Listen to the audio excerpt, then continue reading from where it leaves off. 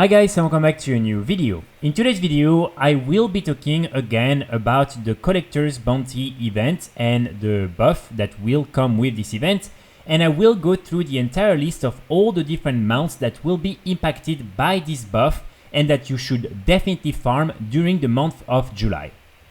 So for those of you that are not aware, basically from July 1st to July 29th, you will be able to get the Collector's Bounty buff on all your different characters, and with this buff, the drop rates will be increased by up to 10 times and in some case 25 times for all the different Pre-Dragonflight legacy mounts from legacy dungeons and raids, for all the different legendaries listed right there, and also transmog's loots will be doubled.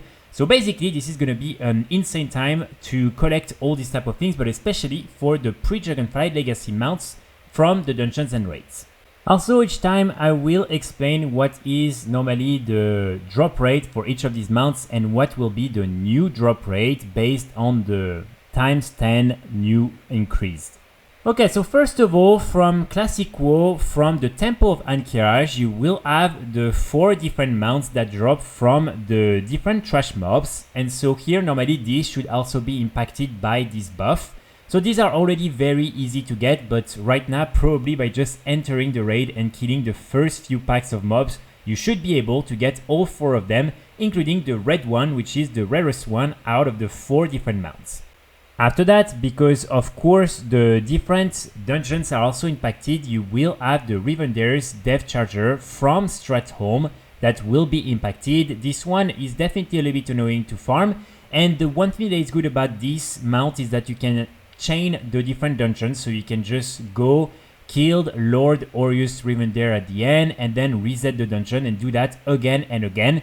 For the Revender's Death Charger, normally the drop rate was 0.9%, and so with the times 10 it should be 9%, so normally it will really make it way easier for you to get the mount. Now from the Burning Crusade we have of course the Ashes of Alar from Kael'thas in the Eye, which is one of the raids from this expansion. Normally, Ashes of Alar has a 1.7% drop chance, and so it means that with the times 10, you are actually at 17%, which is actually insane. After that, we also have the Fiery Warhorse from Karazhan, and this one you will be able to get it from Atumen the Huntsman. So these 2 raid mounts will be impacted by the buff. The Fiery Warhorse has a 1.1% drop chance, so it will make it 11% in this new event. And then, of course, we have also this mount right here, the Raven Lord from Enzu in the Setek Halls. This is a dungeon. Again, this one, a dungeon you need to do in heroic difficulty in order to get the mount. The Raven Lord mount has a 1.61% drop chance, so basically you will be around 16% drop chance. And then after that, we have also this one right here, the Swift White Oxstrider from the Magister's Terrace. And again, this one will drop from Kael'thas Sunstrider inside of the dungeon. The Swift White Oxstrider normally has a 4% drop chance. So with the time 10s, it means that normally you will be at 40%, which is almost 1 chance out of 2 if the 4% is accurate. After that, from Wrath of the Lich King, first we have the Azure Drake and the Blue Drake from the Eye of Eternity, which is the raid where you kill Maligos.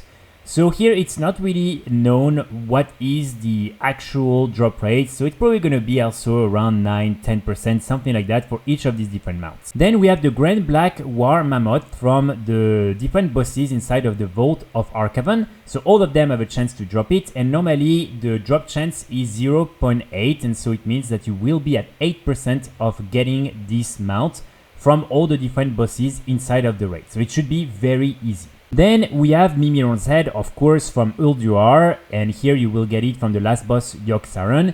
This one normally has a 1% drop chance, and so it means that you will be able to have 10% now when killing Yogg-Saron. Then we have the Onyxian Drake from the Onyxia's Lair. So this one normally is at 1.5, which means that now you will have a 15% drop chance when killing this boss, Onyxia. And so this is something again that should make it easy to get. Then we have, of course, Invincible from the Ice Crown Citadel from the Lich King. So this one is normally at 0.8%. So now you will have 8% chance of getting the mount. So hopefully if you still don't have Invincible, you will get it at that point. And then we also have the Blue Proto Drake. So this one is from Skadi the Ruthless inside of the dungeon, the Utgard Pinnacle. This one is also normally at 0.8% drop chance, and so now it will be 8%, which is great. And then, of course, you also have these different mounts right here. So, for instance, you have these two, the Black Drake and the Twilight Drake from Sartarion, but these ones are already 100% drop chance if you're doing it the hard mode, which is extremely easy. So I'm not even going to really include them. And then this is the same thing for the Bronze Drake from the Culling of Stradholm, which is also a guaranteed drop. Then moving on to Cataclysm, so here first we have the Drake of the South Wind from Alakir in the Throne of the Four Winds, which is a raid. This one normally has a 1.1% drop chance from the last chest, and so normally it will make it now 11%. Then after that, from the raid Firelands, we have two mounts. So we have the Flame Talon of Alice Razor from Alice Razor. This one has normally a 2.4% drop chance, so it would make it 24%, so 1 chance out of 4. And then the Pureblood Firehawk from Ragnaros, the last boss, is normally at 1.2 to 1.7, depending on the difficulty, I guess. So it means that you'll be between 10 to 15, 17% chance of getting the mount.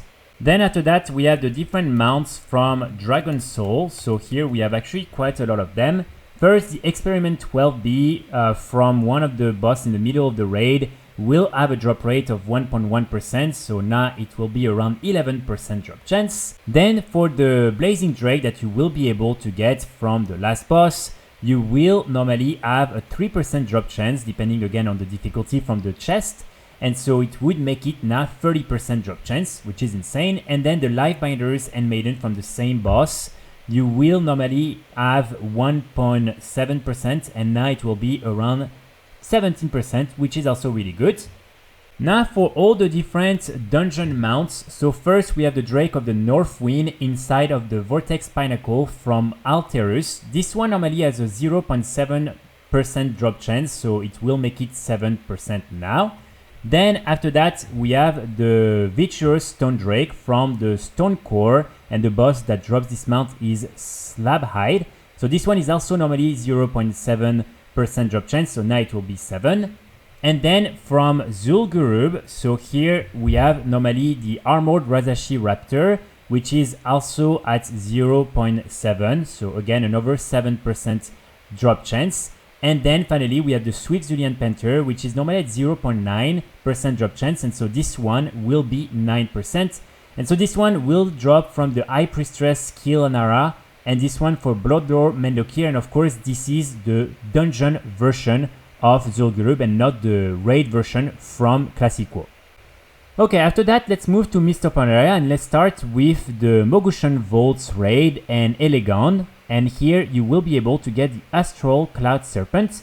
So apparently from the cache you have a 3 to 4% drop chance for this mount, which seems quite high, and it would make it 30 to 40%, which is really insane.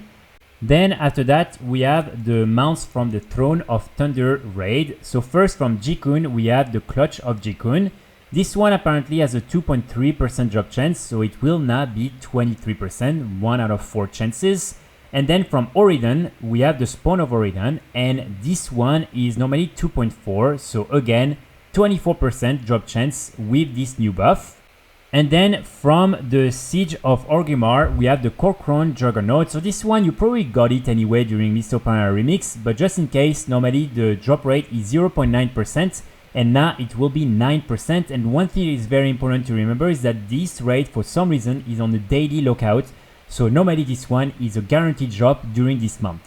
Then moving on to Waters of Draenor. So here we're not gonna have a lot of mounts because there were no mounts from the different dungeons, and also we only got 2 mounts from the raid. So first we have the Iron Hoof Destroyer from Blacken inside of the Blackrock Foundry raid. This one has normally a 2.2% drop chance, so it will make it 22% drop chance, which is really high as well. And then we also have the Felsteel Annihilator from the Hellfire Citadel from Archimon. And this one is normally at 3.5% drop chance, and so it means that it will be now 35% drop chance for this mount.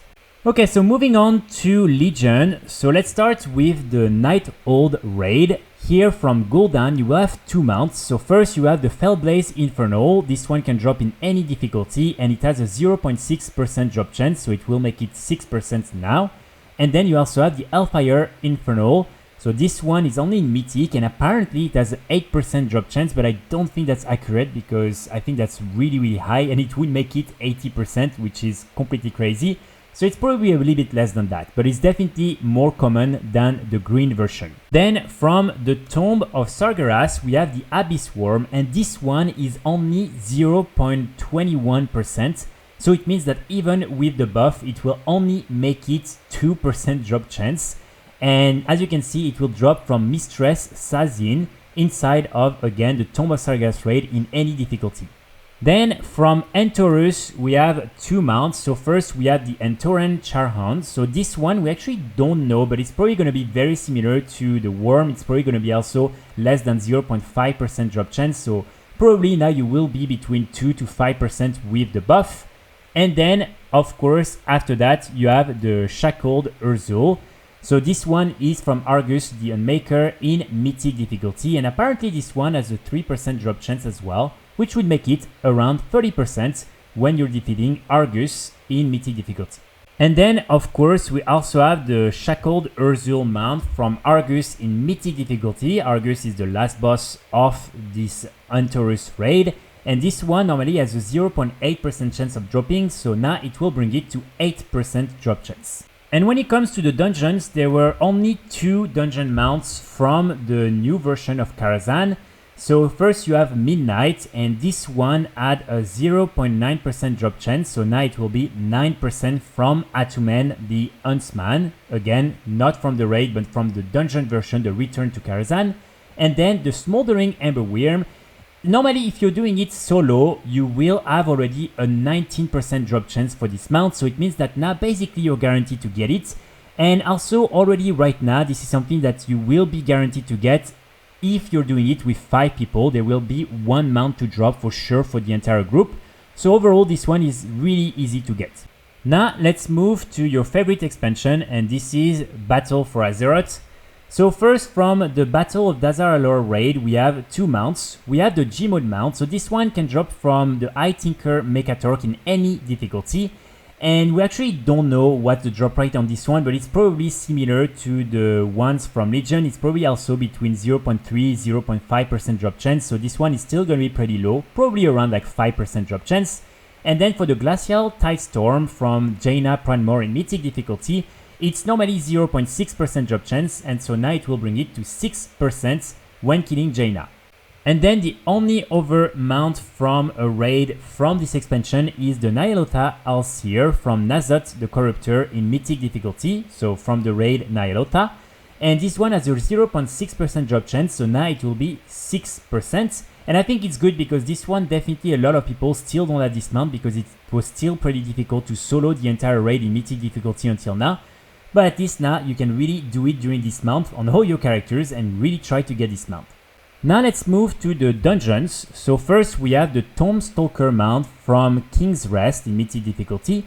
So this one will drop from the last boss, King Dazar, and normally this one has a 0.7% drop chance. So it means that now you will have basically 7% drop chance on this mount. That's definitely something that I need, as you can see. Then from the Underrot, we have this one right here, the Underrot Krog from the Unbound Abomination, which is the last boss, again in Mythic difficulty. This one apparently has only a 0.16% drop chance, so now it will make it basically 1.6% drop chance, which is still very hard to get. So hopefully it will still increase your chance and you'll still manage to get it like myself. And then for Sharkbait, which is this mount from Freehold, from the last boss again in Mythic difficulty, Normally it's also very low, it's 0.2% drop chance, and so now it will move it to 2% in total. And then normally you also have this mount from Mechagon, so you have this one, the Mechagon Peacekeeper. The only issue is that you actually can't really farm it right now because there is the Mythic Plus version of the dungeon that is up, and it's not for that part of the dungeon, so sadly it's not something you will be able to farm during this time, simply because again this is not available. Now let's move to Shadowlands. So here we have first two mounts from the Sanctuary of Domination raid. We have the Sanctuary Gloom Charger. This is a mount that will drop from the 9 boss in any difficulty, and this one has only a 0.3% drop chance, so now it will make it 3%. Then from the last boss, Sylvanas in Mythic difficulty, we have Vengeance, and this one has a 0.4% drop chance, so now it will be 4%. Again, still pretty low. And then finally, from the Jailer, there is the Zeret Overseer from the Sepulchre of the First One's raid in Mythic difficulty. And this one has a 0.5% drop chance, and so now it will make it 5%. Finally, for the two dungeons that also have mounts, first we have Tazavesh Gear Glider and the Cartel's Master Gear Glider. So this one, you can get it by just doing the achievement, but for this one, normally from Soleil, the last boss, it will have a 2.2% drop chance, and so now it will make it 22%, which is really good. And then we also have this overmount right here, the Marrowfang. So this one will be from the Necrotic Wake Mythic difficulty from the last boss, and you normally have a 0.8% drop chance of getting it, so now it will make it 8%. Again, for those of you who are also looking, for instance, at getting Anurelos, this is not going to work because this is from Dragonflight, so sadly you won't be able to get this mount.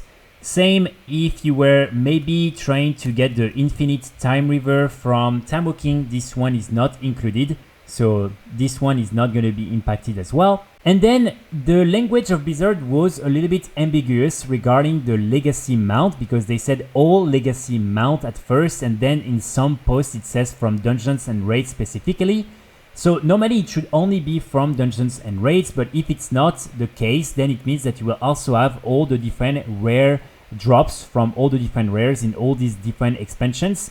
And so it would really increase the amount of mounts that you would be able to farm from all these different rare mobs as well, and also for instance from the different world bosses and some of these over mobs. So just something we'll have to wait to see if that's actually the case or not, or if it's only limited to the dungeons and raids pre-Dragonflight. So that's pretty much it for today's video. What I will also do is try and make a guide explaining exactly how you can farm all these different mounts and what's the fastest way for you to farm all these different mounts. So stay tuned for that. In the meantime, wishing you all a great Sunday, and I will be back very soon with more guides and more videos. Bye!